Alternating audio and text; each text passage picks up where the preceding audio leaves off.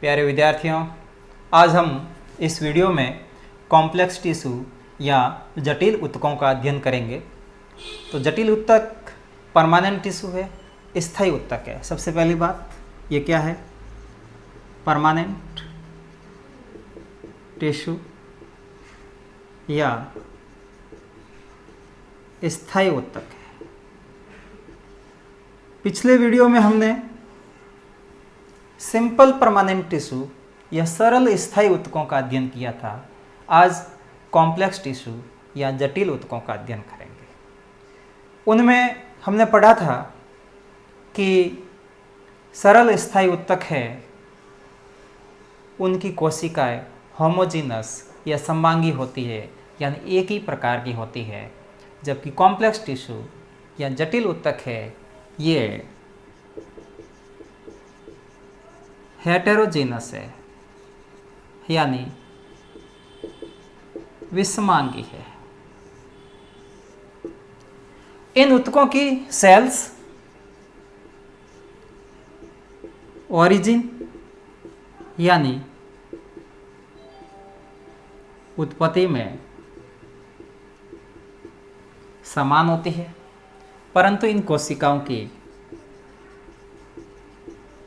Structure या संरचना भिन्न होती है और ये कोशिकाएं एक स्पेसिफाइड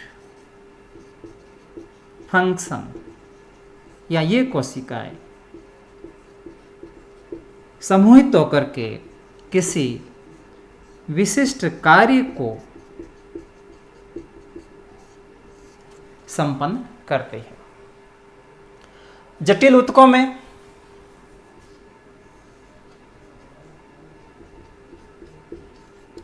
जाइलम एवं फ्लोएम, जाइलम को हम दारू कहते हैं, फ्लोएम को हम पोषवाह कहते हैं। ये दोनों जटिल ऊतक है या कॉम्प्लेक्स टिश्यू है। और जाइलम एवं फ्लोएम को हम वैस्कुलर टिश्यू या इनको हम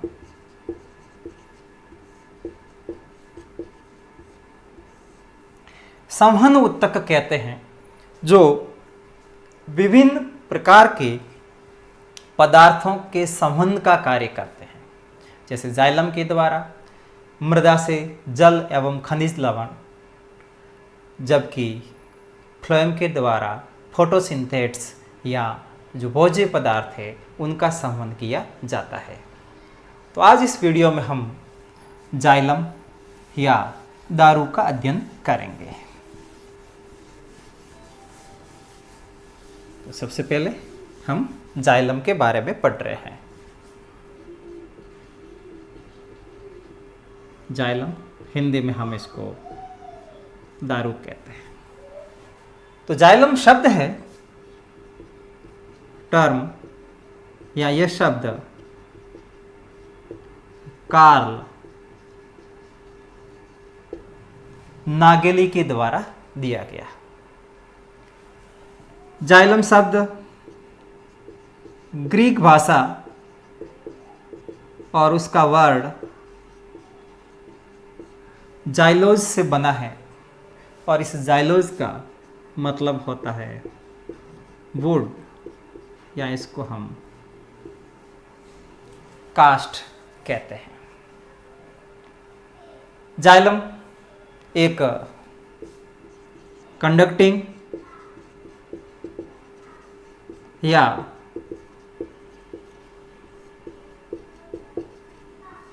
संवहन ऊतक है, जिसके द्वारा जल एवं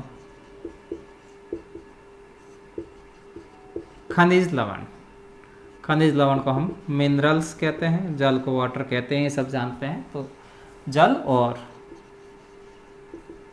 खनिज लवणों का संवहन ये करता है। पादपों में उत्पत्ति के आधार पर जाइलम को दो प्रकारों में बांटा गया है। पहला है प्राइमरी जाइलम यानी प्राथमिक जाइलम, और दूसरा है सेकेंडरी जाइलम यानी द्वितीयक जाइलम। प्लांट में जाइलम ही है, एनिमल्स में जाइलम नहीं होते हैं, फ्लोएम नहीं होते हैं। ये सब प्लांट की कंडीशन हम बता रहे हैं। तो प्राइमरी जाइलम में उसकी उत्पत्ति आपको बता रखा है। प्रोकैम्बियम यानी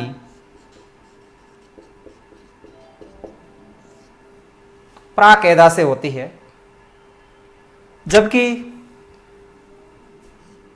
जो सेकेंडरी जाइलम है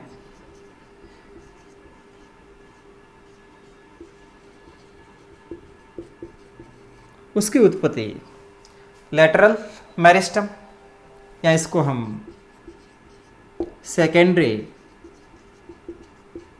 मेरिस्टम, हिंदी में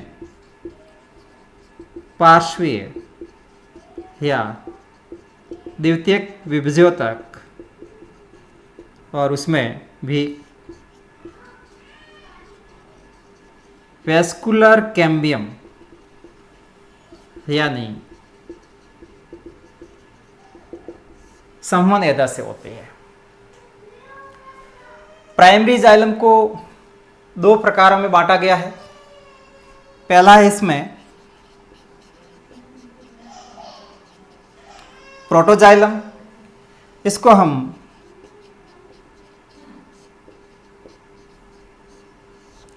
आदुदारू कहते हैं, और दूसरा है मेटाजाइलम, इसको हम अनुदैरू कहते हैं। तो फर्स्ट फॉर्म्ड जाइलम, जो सबसे पहले जाइलम निर्मित होता है, वह है प्रोटोजाइलम, और इस प्रोटोजाइलम से ही मेटाजाइलम का निर्माण होता है, अनुदारू का निर्माण होता है। तो सबसे पहले कौन बनेगा? प्रोटोजाइलम, उसके बाद कौन बनेगा? मेटाजाइलम बनेगा। इसकी कोशिकाएं मेटाजाइलम की तुलना में क्या होती है? संकरी होती है, नैरो होती है। सेकेंडरी जाइलम में प्रोटोजाइलम एवं मेटाजाइलम का विभेदन नहीं पाया जाता। इसमें किसी भी प्रकार का ऐसा विभेदन नहीं होता है। प्रोटोजाइलम और मेटाजाइलम सेकेंडरी जाइलम में दिखाई नहीं देंगे। ये किस में होते हैं? केवल प्राइमरी जाइलम में होते हैं।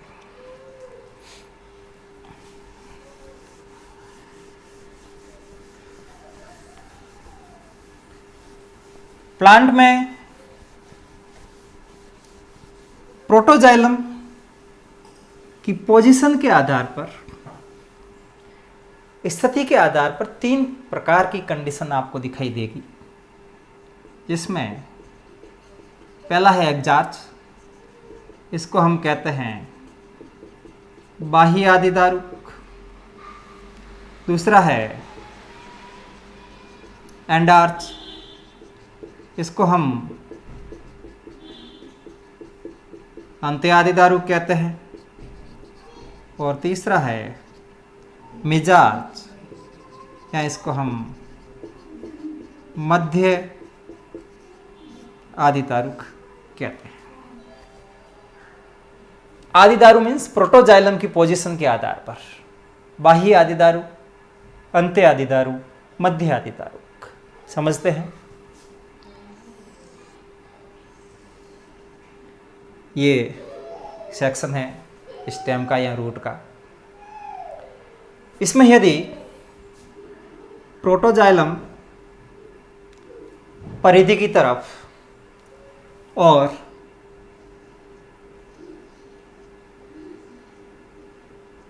मेटाजाइलम केंद्र की तरफ हो, और आपको बता रखा है प्रोटोजाइलम से मेटाजाइलम बनता है, यानी प्रोटोजाइलम बाहर है और मेटाजाइलम अंदर है। डेवलपमेंट परिधि से केंद्र की तरफ होता है। प्रोटोजाइलम की बाह्य स्थिति के आधार पर इसका नाम रखा है एग्जार्च या बाह्य आदिदारुक, और इसमें परिवर्धन जाइलम का वो परिधि से केंद्र की तरफ होता है, यानी इसको हम अभिकेंद्री या इसको सेंट्रीपिटल डेवलपमेंट कहते हैं। अभी का मतलब तरफ होता है, केंद्र की तरफ परिवर्तन हो रहा है, यानी अभिकेंद्री परिवर्तन हो गया। इस प्रकार की कंडीशन सामान्यतया रूट्स या मूल में पाई जाती है। दूसरा है एंडार्च या अंत्य आदिदारुक। अंत्य आदिदारुक यानी प्रोटोजाइलम कहाँ है? अंदर की साइड में। मेटाजाइलम कहाँ है? बाहर की तरफ। यानी ये इसका सेंटर केंद्र हो गया, ये परिधि हो गई, तो प्रोटोजाइलम यहाँ केंद्र की तरफ है और इससे मेटाजाइलम का डेवलपमेंट हो रहा है। प्रोटोजाइलम अंदर की तरफ है, केंद्र की तरफ है, मेटाजाइलम बाहर की तरफ है, तो इस कंडीशन को हम एंडार्च या अंत्य आदिदारुक कहते हैं। और परिवर्धन केंद्र से परिधि की तरफ हो रहा है, यानी इसको हम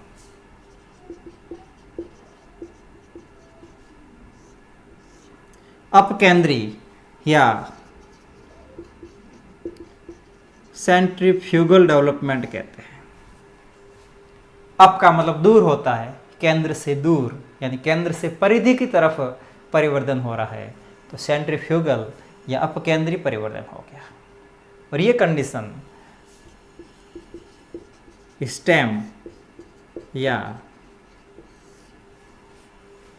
मूल में पाई जाती है। तीसरा है मिजार्च या मध्य आदिदारुक। आदिदारु यानी प्रोटोजाइलम कहाँ है? मध्य है, बीच में है, यानी यहां पर ये जैसे प्रोटोजाइलम हो गया। इसके दोनों तरफ, यदि अंदर की तरफ और बाहर की तरफ, दोनों तरफ मेटाजाइलम का परिवर्तन हो रहा है। यानी प्रोटोजाइलम, ये प्रोटोजाइलम कहाँ आ गया? बीच में आ गया, जबकि मेटाजाइलम दोनों तरफ है। तो यहां परिवर्तन सेंट्रीपिटल यानी अभिकेंद्री और सेंट्रीफ्यूगल यानी अपकेंद्री दोनों प्रकार का होता है। और प्रोटोजाइलम की स्थिति मध्य है, इसलिए इसको हम मध्य आदिदारुक या मिजार्च कहते हैं। सामान्यतः फर्न्स के अंदर इस प्रकार की कंडीशन आपको दिखाई देगी। तो प्रोटोजाइलम की पोजीशन के आधार पर तीन स्थितियां, एग्जार्च यानी बाह्य आदिदारुक, एंडार्च यानी अंत्य आदिदारुक, और मिजार्च यानी मध्य आदिदारुक।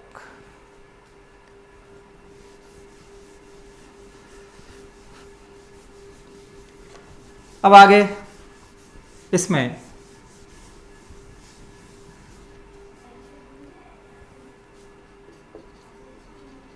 जाइलम के अंदर 4 प्रकार की कोशिकाएं पाई जाती है।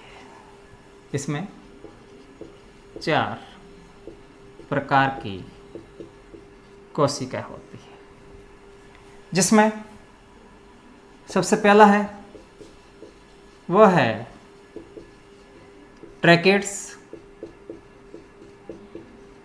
इसको हम वाहिनी का कहते हैं। दूसरा वेसल्स, इसको हम वाहिका कहते हैं। तीसरा जाइलम पैरेन्काइमा यानी जाइलम मृदुतक। और चौथा इसमें वह है जाइलम फाइबर, या इसको हम जाइलम रेशे कहते हैं। इससे संबंधित कई बार प्रश्न पूछा जाता है कि जाइलम के अंदर नंबर 1, नंबर 2 और नंबर 3, ये 3 पार्ट, ये 3 भाग है, ये नॉन लिविंग हैं, यानी मृत होते हैं, अजीवित होते हैं। इसमें केवल एक ही पार्ट ये है, जाइलम पैरेन्काइमा या जो जाइलम मृदुतक है, यही लिविंग या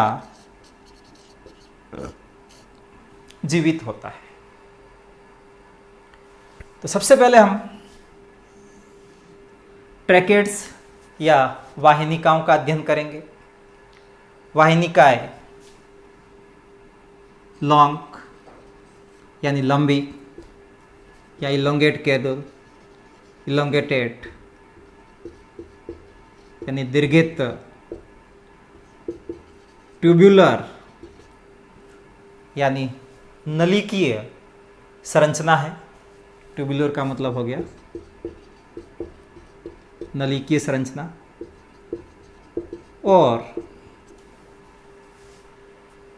इनके किनारे या इनके एंड्स या इनके सिरे हम कहते हैं जिसको, वो टैपरिंग होते हैं, टैपरिंग एंड्स या नुकीले सिरे होते हैं। और इनके एंड्स या इनकी क्रॉस वॉल या जिसको हम एंड वॉल कहते हैं, हिंदी में इसको हम अंत्यभित्ति कहते हैं, वहाँ पर परफोरेशन यानी छिद्र अनुपस्थित होते हैं। परंतु इनकी लेटरल वॉल या इसको हम कहते हैं पार्श्वीय भित्तियां, उन पार्श्वीय भित्तियों में पीट्स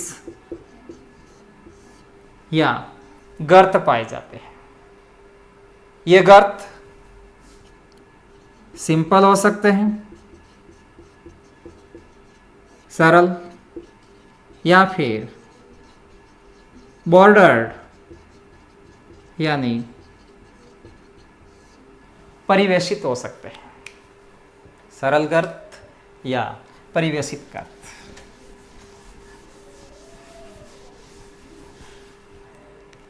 जैसे ये एक वेसल्स है,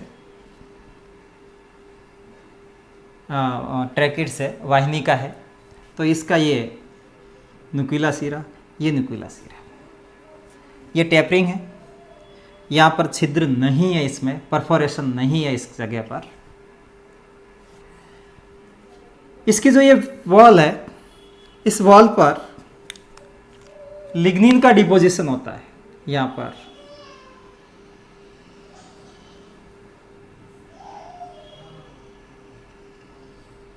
लिग्निन का जमाव हो जाएगा और इस लिग्निन के जमाव के कारण इनका प्रोटोप्लास्ट या इसको प्रोटोप्लाज्म कहते हैं, जीवद्रव्य कहते हैं। प्रोटोप्लास्ट सेल मेम्ब्रेन से घिरी हुई संरचना हो गई, इसका जीवद्रव्य समाप्त हो जाता है और उस कारण ये डेड हो जाती है या मृत हो जाती है।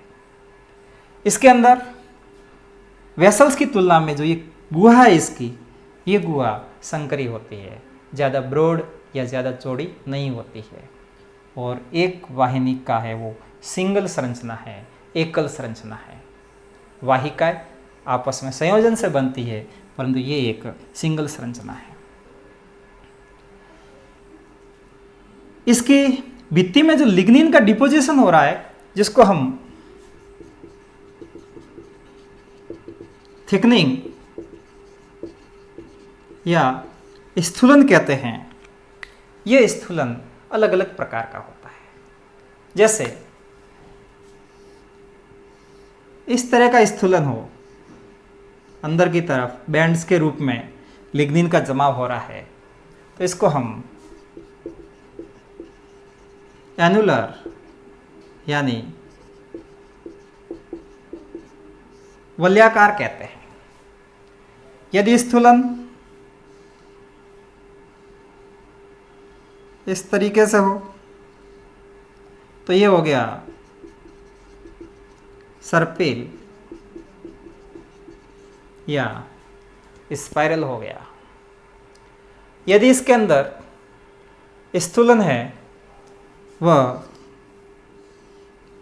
इस तरीके से हो, इस तरह का स्थूलन हो, तो इसे हम सीढ़ी नुमा या स्केलरी फॉर्म कहते हैं।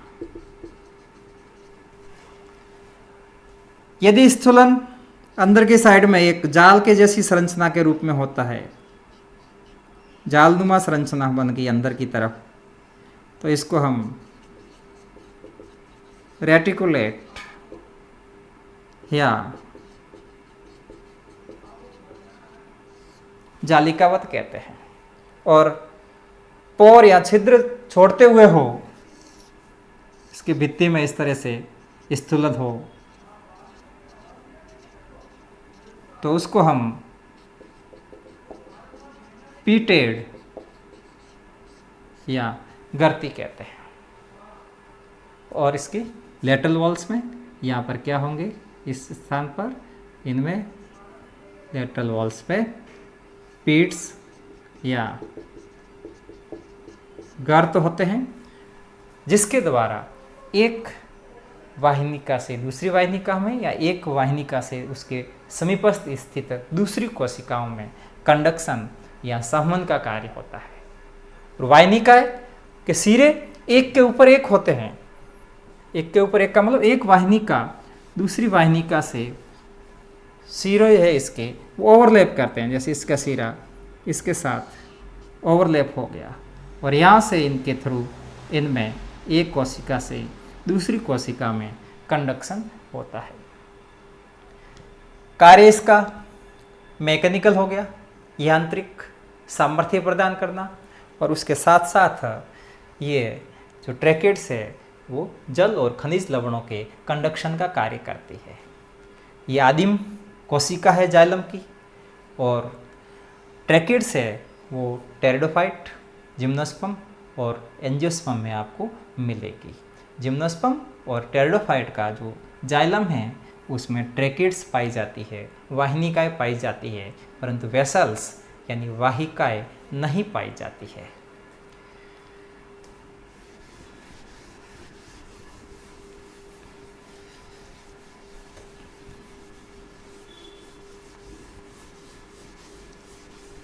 दूसरा इसके अंदर वह है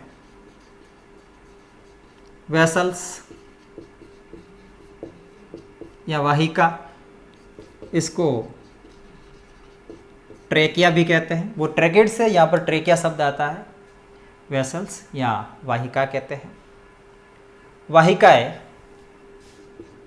आपको एंजियोस्पर्म पादपों में मिलेगी। एक्सेप्शंस की कंडीशन अलग है अपवाद की कंडीशन, परंतु सामान्यतया किस में मिलेगी, एंजियोस्पर्म के अंदर मिलेगी। परंतु कुछ ऐसे एंजियोस्पर्म हैं जिनमें वाहिकाएं नहीं पाई जाती है, उनको वेसल लेस एंजियोस्पर्म्स कहते हैं। वाहिका रहित आवर्तबीजी पादप, दो तीन उदाहरण मैं बता रहा हूं, जैसे विंटेरा, बुबिया, टेट्रासेंट्रॉन, ड्रीमिस, ट्रोकोडेंड्रॉन, सार्केंड्रा,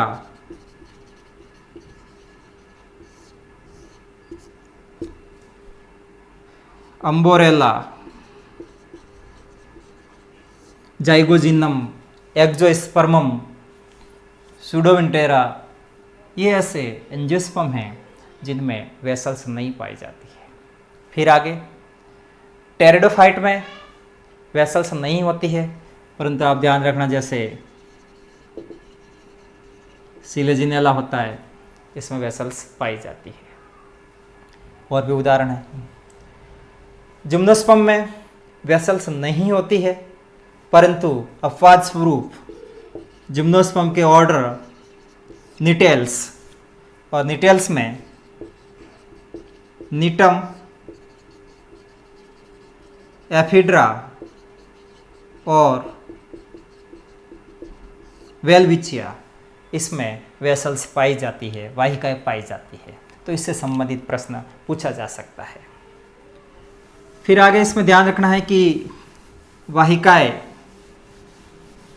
वाहिनिकाओं की तुलना में कम लंबी होती है, यानी शॉर्ट है। इनकी ल्यूमन क्या होती है, ब्रॉड होती है, और एंड वॉल के द्वारा, जिसको हम कहते हैं अंत्यभित्ति, इस अंत्यभित्ति के द्वारा एक वाहिका दूसरी वाहिका से जुड़ी रहती है, सिंगल स्ट्रक्चर नहीं है वाहिका। जैसे हम देखेंगे कि ये एक वाहिका है, ये इसकी भित्ति, ये भित्ति इसकी, इसको हम एंड वॉल कहते हैं। डेड सेल से पहले बता रखा है, यहाँ पर इसकी भित्ति में लिग्निन का डिपोजिशन होता है, लिग्निन का जमाव होता है, स्थूलन होता है। ये स्थूलन भी ट्रैकिड्स की तरह वलयाकार यानी एनुलर, स्पाइरल यानी सर्पिल, स्केलरिफॉर्म यानी सीढ़ीनुमा, रेटिकुलेट यानी जालिकावत, और पीटेट यानी ग्रति प्रकार का हो सकता है। तो एक वाहिका, और ये जैसे दूसरी वाहिका आ गई, ये दूसरी वाहिका, तो इनकी एंड वॉल के द्वारा, अंत्यभित्ति के द्वारा, जैसे ये एक वाहिका है और ये दूसरी वाहिका, तो ये इसकी वॉल, ये वॉल इसकी एंड वॉल है, ये इसकी अंत्यभित्ति है। तो इसके द्वारा ये ऐसे एक वाहिका दूसरी वाहिका से जुड़ी हुई रहती है और आपस में जुड़ करके एक लंबी संरचना का निर्माण करती है। तो ये एक वेसल एलिमेंट से, ये एक वेसल एलिमेंट से ये जुड़ करके ये संरचना बन गई, वेसल्स या वाहिका बन गई। और ये इसकी जो एंड वॉल है, इस एंड वॉल को हम परफोरेशन प्लेट कहते हैं, या इसको छिद्रित प्लेट कहते हैं, यानी इसके अंदर छिद्र पाए जाते हैं और उन छिद्रों के द्वारा एक वाहिका का दूसरी वाहिका से संपर्क है वो बना रहता है। अगर ये से एंड वॉल है, इस एंड वॉल में पूरी चौड़ाई में केवल एक ही छिद्र हो तो इसको हम सिंपल कहते हैं, सिंपल पोर या सिंपल परफोरेशन कहते हैं। अगर इसके अंदर बहुत ज़्यादा छिद्र हो इसके अंदर तो इसको मल्टीपल परफोरेशन कहते हैं। तो सिंपल, इसके केवल एक छिद्र, सिंपल परफोरेशन हो गया, या फिर मल्टीपल। पहला हो गया सिंपल परफोरेशन और दूसरा इसमें हो गया मल्टीपल परफोरेशन। ये कंडक्शन का कार्य और ये भी मैकेनिकल सपोर्ट या बलकृत या यांत्रिक सामर्थ्य प्रदान करती है। आयु के साथ साथ प्लांट की इस वाहिका में विभिन्न प्रकार की संरचनाएं, जिसमें एक शब्द आता है टाइलोसिस, यानी जाइलम पेरेन्काइमा से एक अतिवृद्धि निकलती है और वो इसके अंदर आकर के गुब्बारे नुमा या बलून लाइक हो जाती है और फूल करके इस कैविटी को अवरुद्ध कर लेती है, वो संरचना टाइलोसिस कहलाती है। और इसमें विभिन्न प्रकार के अजैविक पदार्थ है, टैनिन, रेजिन, गम, ऑयल्स इत्यादि इसके अंदर जमा रहते हैं टाइलोसिस के अंदर। फिर इसका तीसरा भाग जाइलम पेरेन्काइमा, जाइलम का तीसरा भाग जाइलम पेरेन्काइमा या जाइलम मृदुतक कहते हैं। इसकी कोशिकाएं लिविंग होती है। ट्रैकेट्स और वेसल्स की तुलना में इसकी कोशिका भित्ति कम मोटी होती है, और जाइलम मृदुतक है वो विभिन्न प्रकार के पदार्थों के संग्रहण का कार्य, जैसे भोज्य पदार्थ या और कोई भी पदार्थ है तो उनके संग्रहण का कार्य कौन करेगा? जाइलम पैरेन्काइमा करेगा। और जाइलम एकमात्र ये ऐसी कोशिका है जो लिविंग है, जीवित है। बाकी तीनों कोशिकाएं कैसी है? नॉन लिविंग है। और चौथा इसके अंदर आएगा वह है जाइलम फाइबर, या इसको हम जाइलम रेशे कहते हैं। तो कल बताया था पिछले वीडियो में स्क्लेरेन्काइमा में कि स्क्लेरेन्काइमा के बने हुए रेशे हैं, जाइलम में उपस्थित है तो उसको हम जाइलम रेशे कहते हैं। ये कैसे होते हैं? लंबे होते हैं, इलोंगेटेड होते हैं। इनके सिरे कैसे होते हैं? टेपरिंग्स होते हैं, यानी नुकीले सिरे होते हैं। फिर इसमें गुआ है वो संकरी होती है। इसके अंदर लिग्निन का भित्ति पर जमाव होता है, स्थूलन पाया जाता है, और इसकी भित्ति में सिंपल पीट या सरल गर्त है वो पाए जाते हैं। तो ये रेशे जाइलम फाइबर या जाइलम के रेशे। और जाइलम को हम वुड कहते हैं। सेकंड